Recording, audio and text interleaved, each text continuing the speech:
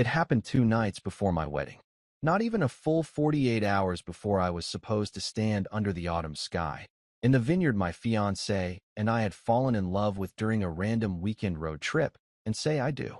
But instead of joy or butterflies, I was sitting in the back of a dimly lit rehearsal dinner, staring at my phone, completely numb. My name's Chase, I'm 32, and I come from a family that's always been complicated. You know those families that look great in photos, always coordinated at holidays, smiling at BBQs, polite to a fault when guests are around. But when the door shuts, the claws come out? That's mine. And for some reason, I always seem to be the punching bag in the group chat. I was the middle child of 3. My older sister, Madison, was the family's golden girl from the jump, head cheerleader, prom queen, straight A student, you name it. She could do no wrong in my parents' eyes. Even when she dropped out of college 2 semesters in to marry some guy named Brett she met at a music festival. My younger brother, Tyler, was the baby, and they treated him like a fragile Faberge egg wrapped in bubble wrap. Me? I was the one who always made things complicated.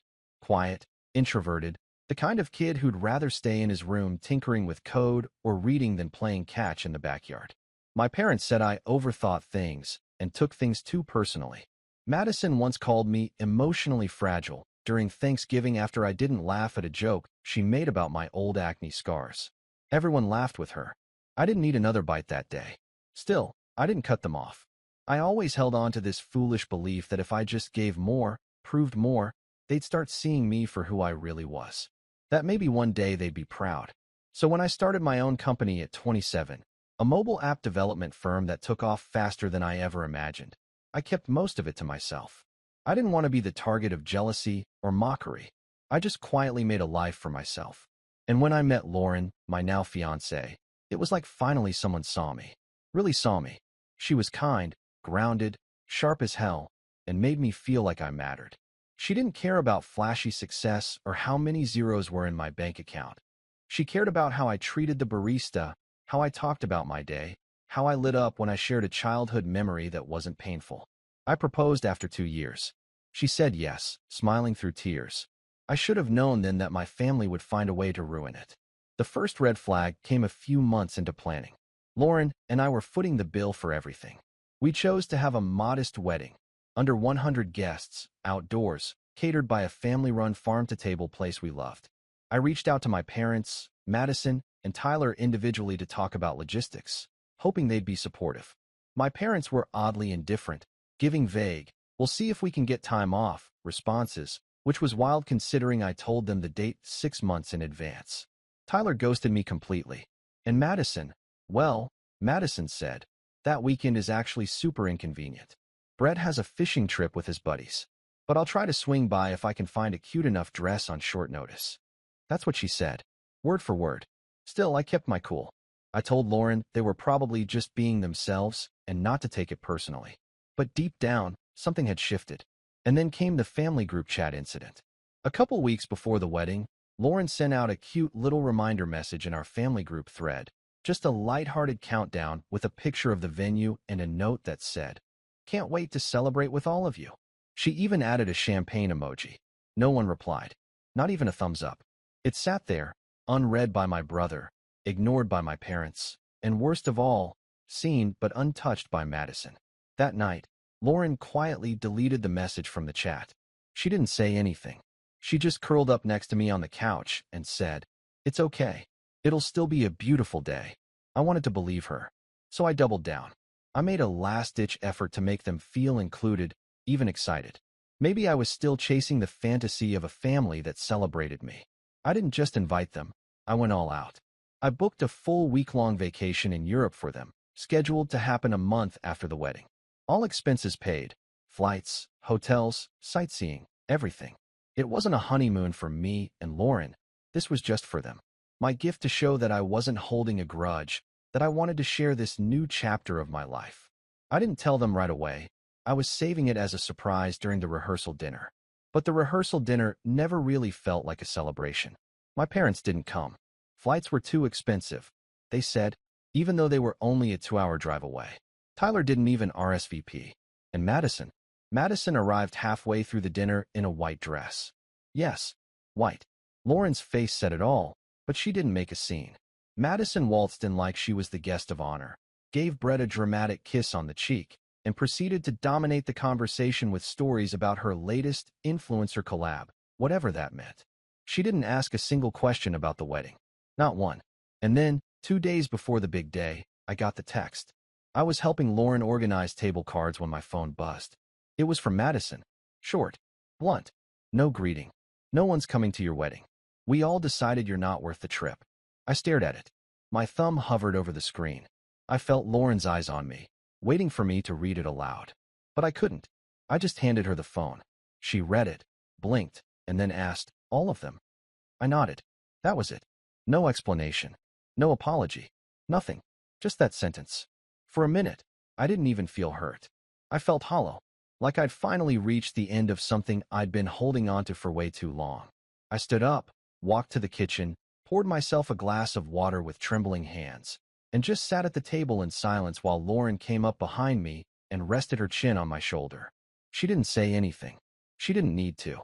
That one message had shattered whatever illusions I'd still been clinging to. But that's not the end of it.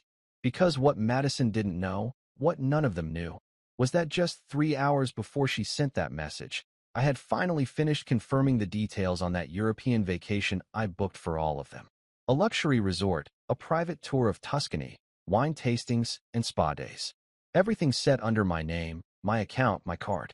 I'd been planning it for months, talking to travel agents, coordinating flights, curating an experience that would have been the trip of a lifetime. I was going to give it to them as a post-wedding surprise, my way of saying, thanks for being there. So when Madison hit send on that message, I just sat there, smiling in disbelief.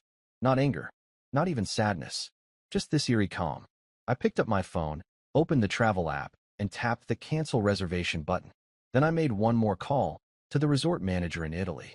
I explained the situation, asked them to send confirmation emails to all guests letting them know their bookings had been terminated due to a billing issue.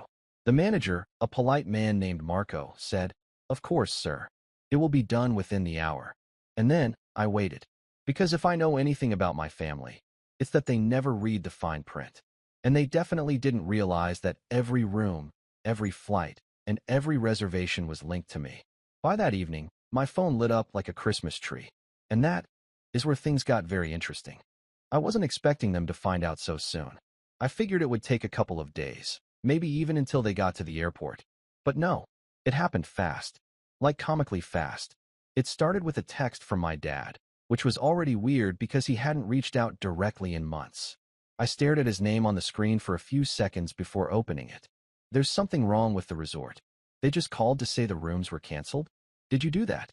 No greeting. No, how are you? Just straight to suspicion. Classic dad. For a man who barely acknowledged my engagement and never once asked how wedding planning was going, he had no problem sending accusatory texts the second something didn't go his way. I didn't reply. I didn't feel the need to. I just watched the silence on my end stretch out like a rubber band. 10 minutes later, my phone buzzed again. Madison this time. What the hell, Chase? Why is the Tuscany thing canceled? Still not a question about the wedding. Still not a single acknowledgement of her brutal message from earlier. No apology. Just outrage that the gift she didn't know she was getting had been revoked. The entitlement practically oozed from the screen. Then came my mom. Can you please explain what's going on? I thought this was confirmed. And finally, Tyler. Bro, are you messing with us? For texts. All variations of the same sentiment. Confusion, irritation, zero accountability. I didn't respond to any of them. Instead, I turned my phone off and went back to helping Lauren fold the last of the cloth napkins. I remember how quiet it was in that moment. Just the sound of her humming, the soft shuffle of fabric, and this surreal sense of peace settling over me like fog. It didn't last. The next morning, I woke up to a phone buzzing so hard it had vibrated off the nightstand. I reached over groggily, plugged it back in, and turned it on. 33 unread messages. 6 missed calls from my mom. 3 voicemails from Madison. And a group chat that had suddenly sprung back to life after weeks of radio silence. They were furious. Apparently, Madison had shared the vacation news in the family group chat the night before, after I'd canceled everything. She hadn't realized it was no longer active. She sent some over-the-top message like, Chase just dropped the most insane gift for the fam. All-inclusive Tuscany trip next month. Guess he's not such a weirdo after all. I didn't see it, but Lauren's friend Hannah, who was still in the group chat for some reason, screenshotted the whole thing for me. Madison posted that at 6:12 p.m. At 6:37 p.m., someone posted a screenshot of the cancellation email. Dear Mr. Thompson, we regret to inform you that your upcoming reservation has been canceled due to a change in payment authorization. Cue chaos. My dad accused Madison of jumping the gun. My mom asked if it was a prank. Tyler said something about how I always take things too far. Madison. Oh, she went nuclear.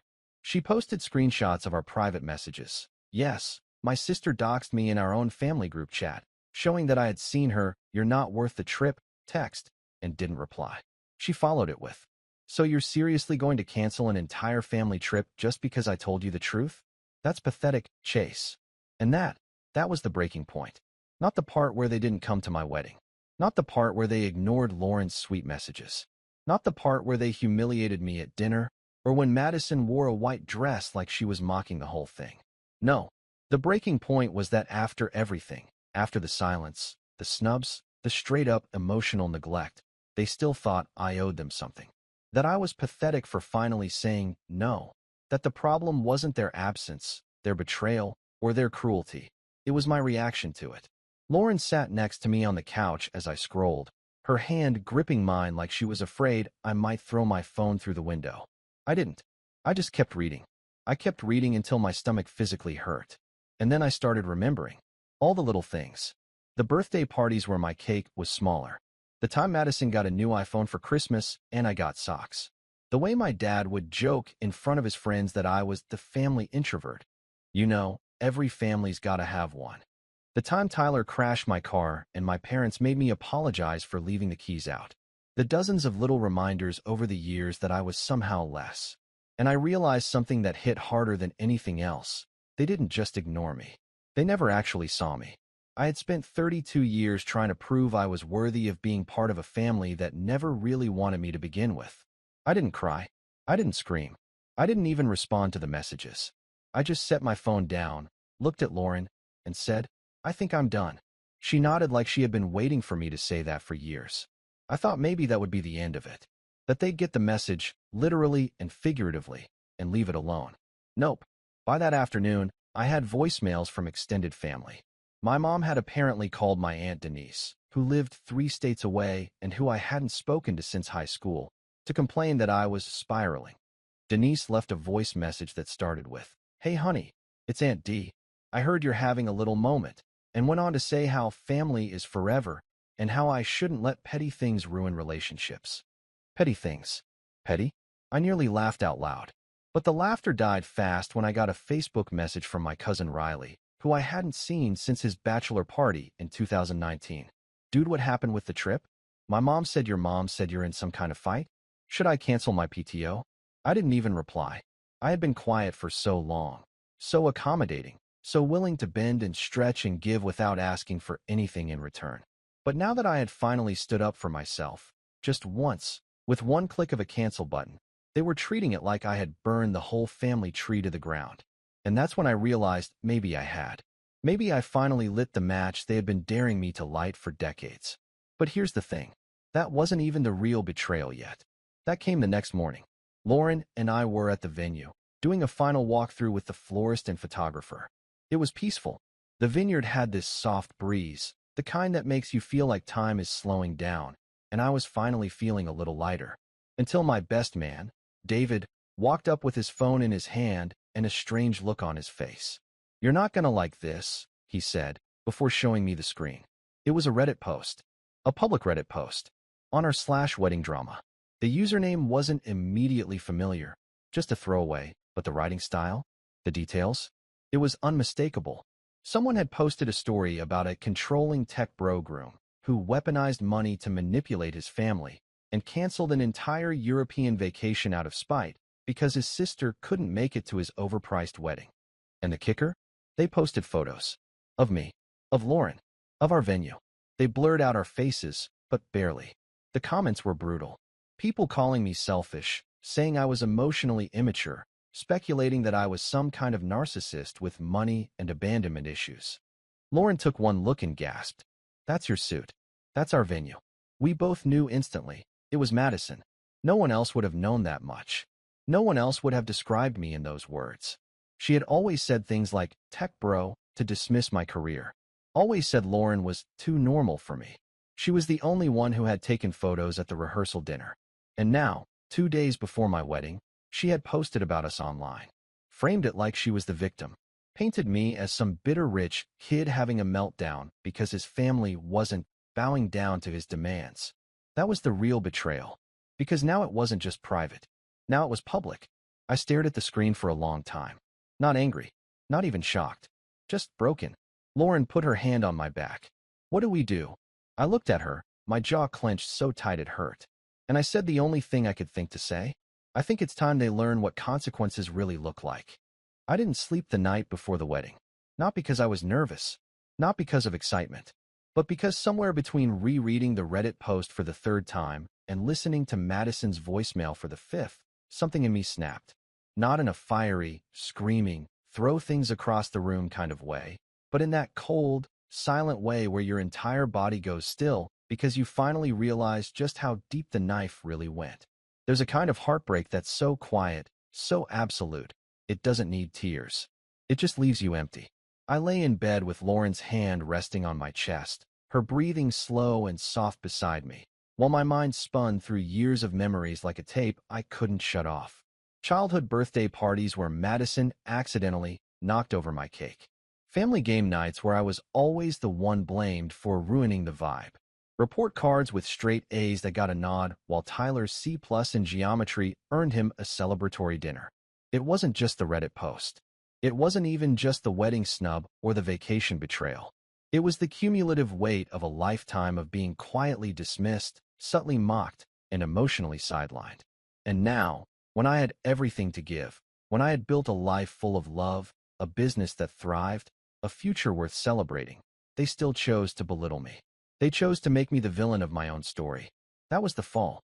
The realization that no matter how much I gave, it would never be enough for people who decided long ago that I didn't matter. The wedding was the next morning. It was beautiful, stunning, even. The sun bathed the vineyard in gold. Lauren looked like poetry in motion, walking down the aisle in a soft ivory dress that caught the light like silk on water. The guests, friends, colleagues, chosen family, clapped and cheered and wiped tears during our vows. There was laughter, dancing, speeches that made us cry for all the right reasons. Not one blood relative of mine was there. Not a single one. But for the first time, it didn't feel like something was missing. It felt intentional. Like the people who mattered were the ones who chose to show up. Not out of obligation, but love. Not because they shared my DNA, but because they shared my heart. Still, even in that joy, the betrayal lingered. I caught myself glancing at my phone during the reception more than once, half expecting another message from my mom, or a new passive-aggressive comment from Madison, or a Reddit thread titled, "Update. Groom has a meltdown during wedding." But nothing came, and the silence said everything. In the days that followed, Lauren and I escaped to a quiet cabin in the mountains. No service, no distractions, just us, a fireplace, and fresh air that felt like it could heal old wounds. We didn't talk about my family much at first. We just existed. We slept in, made pancakes, played board games, and sat on the porch wrapped in a shared blanket as the sun set. And slowly, I started to breathe again. Not the shallow, bracing kind of breath you take when you're waiting for the next emotional gut punch, but the deep kind. The kind that fills your lungs and stretches your ribs and makes you remember what it feels like to exist in your own body.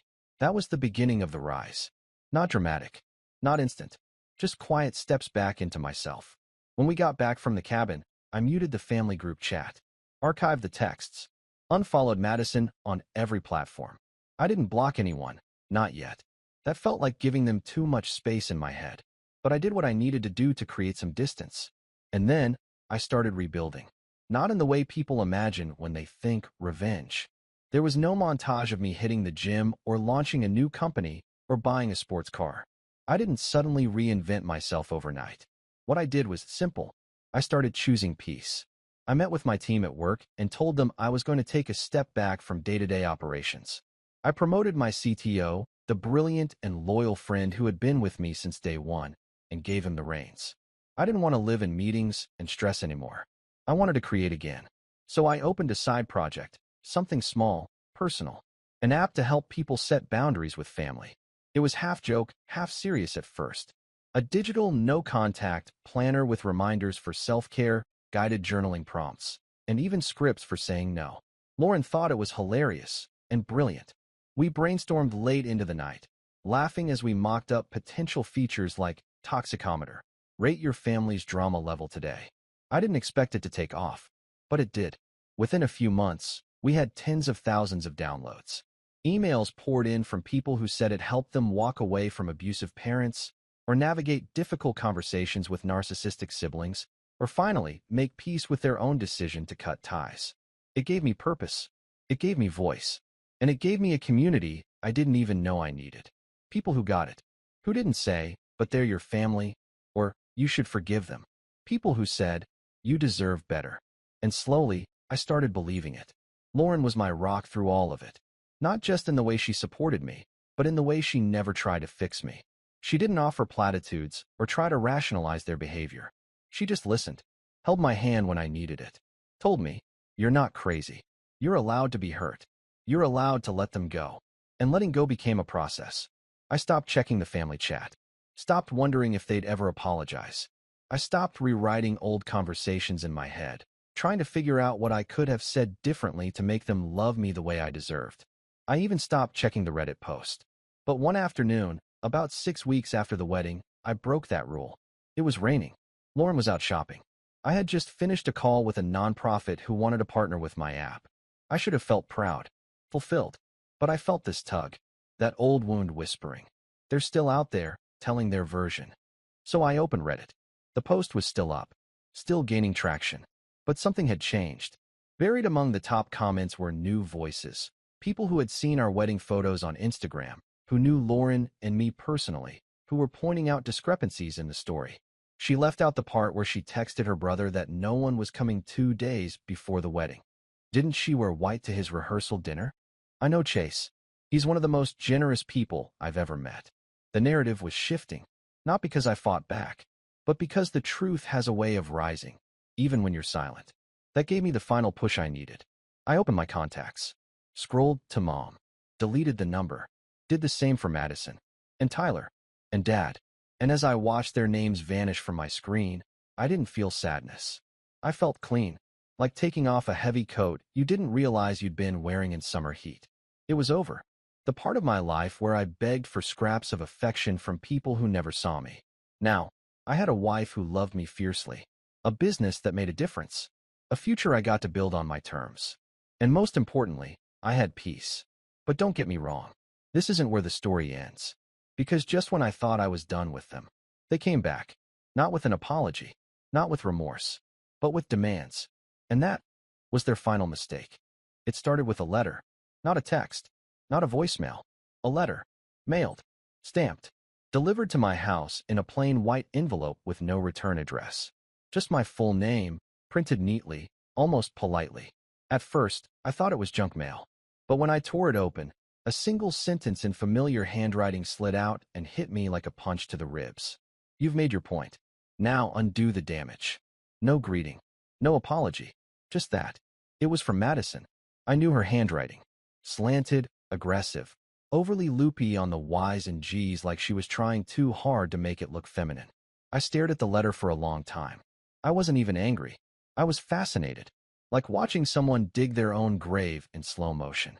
Lauren found me sitting at the kitchen table, letter in hand, eyebrows slightly raised. Let me guess, she said, drying her hands on a dish towel. The ghost of Christmas entitlement passed.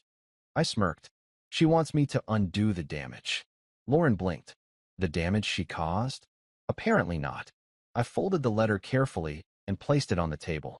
Then, without saying anything, I walked to my office, opened my laptop, and clicked on a folder I hadn't touched since the week before the wedding. It was labeled Contingency. See, here's the thing. I don't believe in revenge for the sake of revenge. Not anymore. I'd done the petty thing already. Canceling the trip, going silent, letting them stew in the consequences of their own cruelty.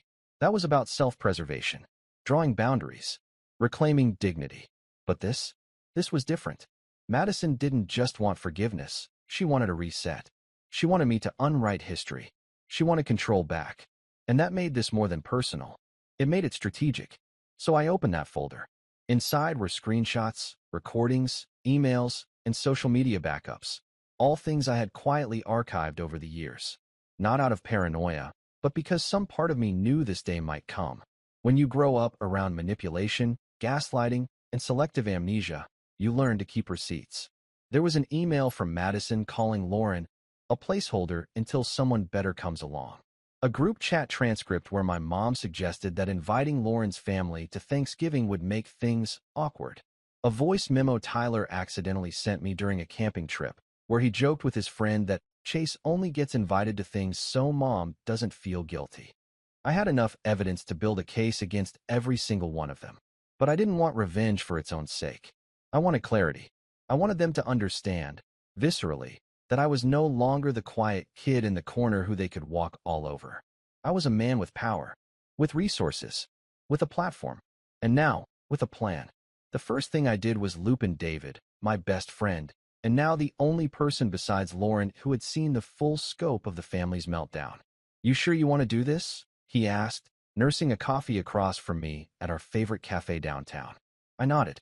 I don't want to hurt them, but I want to make it impossible for them to keep rewriting the story. He raised an eyebrow. "So, like a truth bomb?" "Exactly. Controlled. Precise. No chaos. Just facts." David leaned back, a slow grin spreading across his face. "All right. I'm in." Over the next week, we got to work. Lauren helped me compile a timeline, not just of recent events, but a full history. Every slight, every betrayal, every lie, recorded and dated. We didn't embellish. We didn't dramatize. Just cold, hard documentation. Meanwhile, David used his connections in the media. He was a freelance editor for a few major lifestyle sites and helped me pitch a story. Not a takedown, a perspective piece. We framed it as what it's like to be the scapegoat child at your own wedding. Anonymous. First person. Raw. Honest. The kind of story that lives in the gray area between heartbreaking and eye-opening. Not accusatory, but unflinching. The editor loved it. They wanted to publish it on a major platform under a pseudonym, complete with light illustrations and a feature on navigating family estrangement in adulthood. That was step one. Step two? I made a quiet update to the app I'd launched, the boundary setting one. We added a feature called Family Ledger. It let users track historical patterns of behavior in family relationships. It wasn't for venting, it was for clarity. You could log events, categorize them, emotional neglect, verbal abuse, gaslighting, and even attach media. It was secure, private, encrypted. We launched it quietly to our most engaged users. Within 48 hours, usage skyrocketed.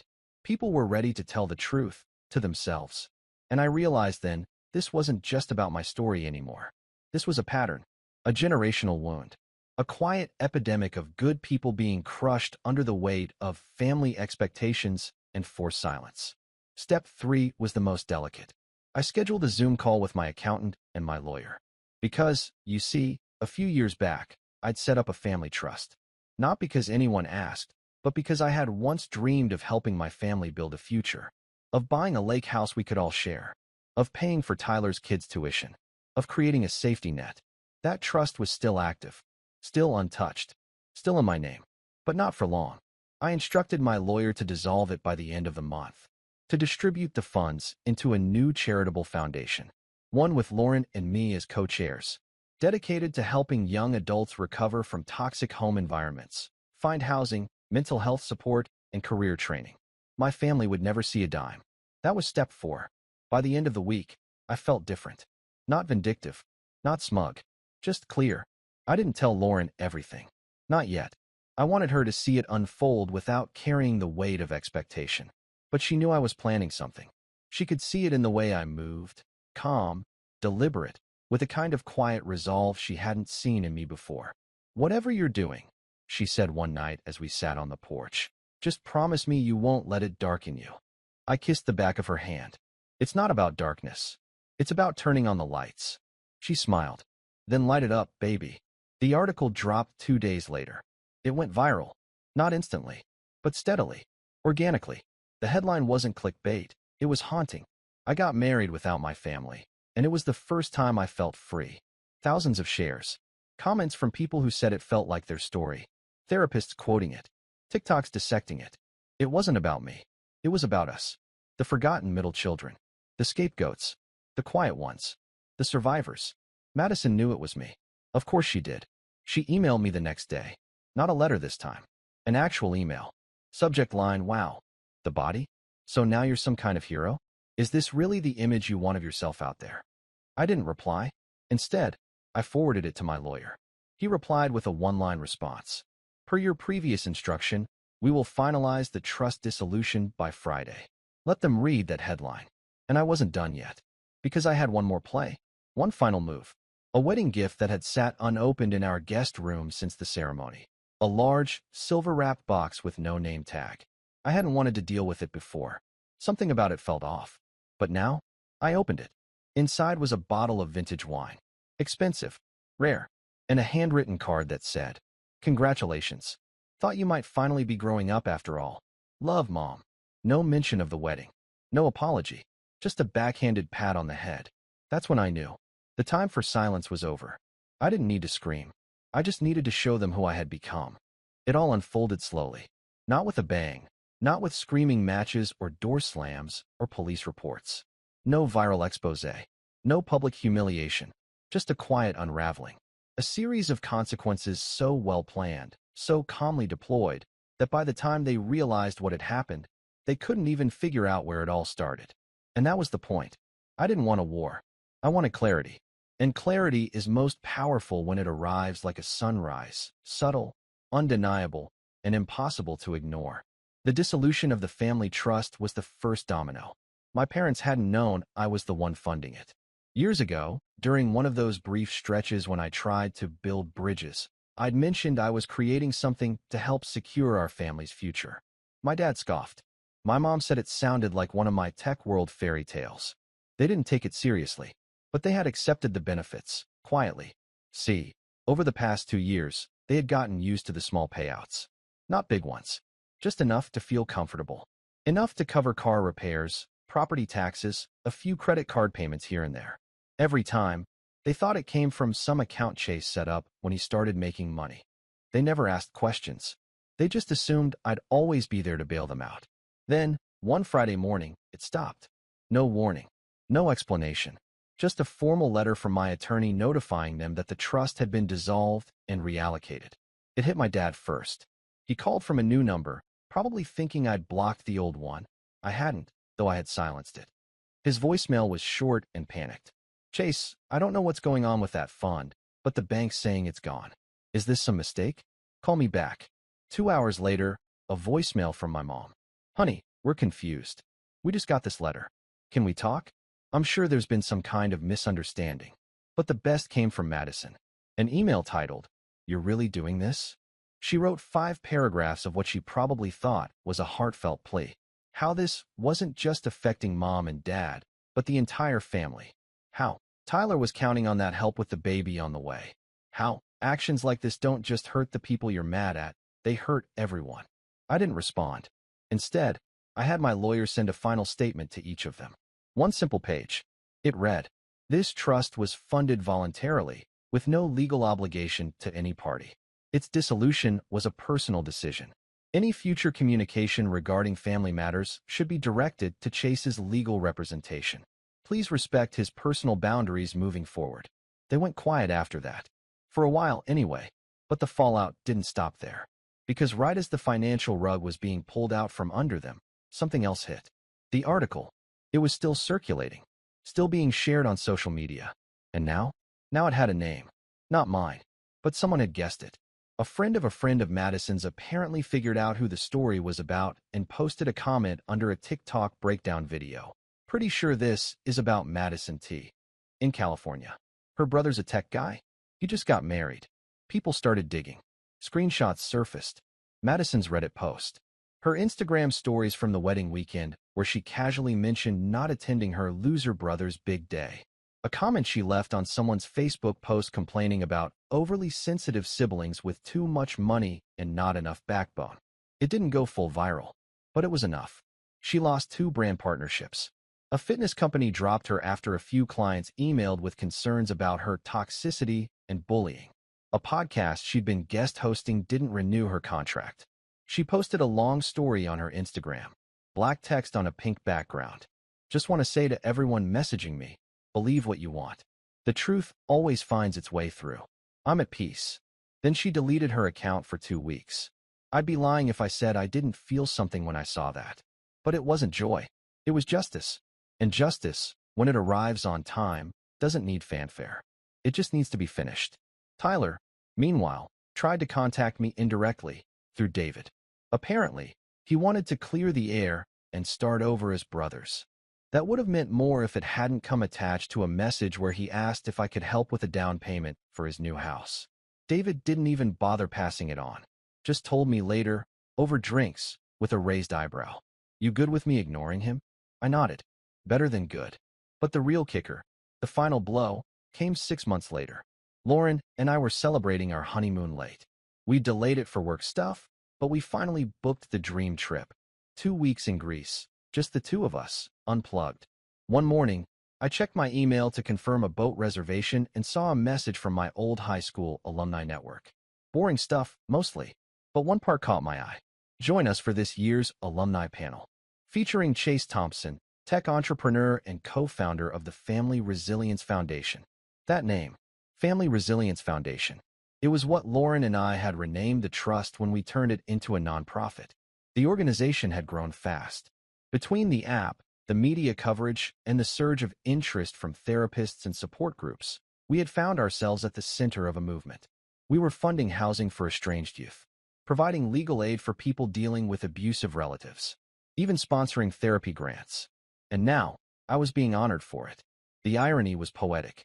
I, the quiet one, the emotionally fragile one, the one they said would never be strong enough to lead anything, was now running an organization that gave thousands of people the strength to walk away from toxic family systems. I showed the email to Lauren. She smiled, leaned over, and whispered in my ear, "You built a new family, one that actually deserves you." A few months later, we bought a house.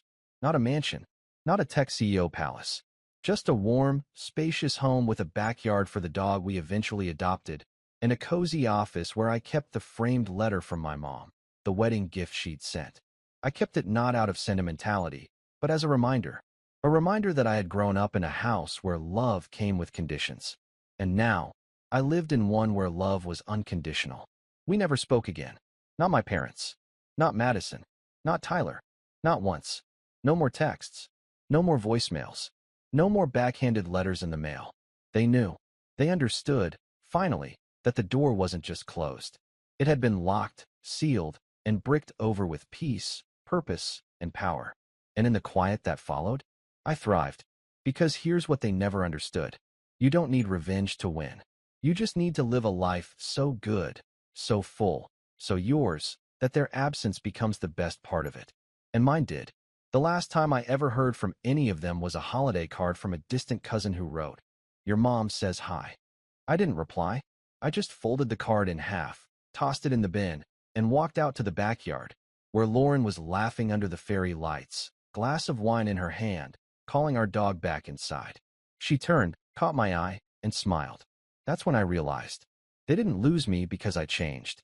They lost me because I finally didn't. And that was their real punishment.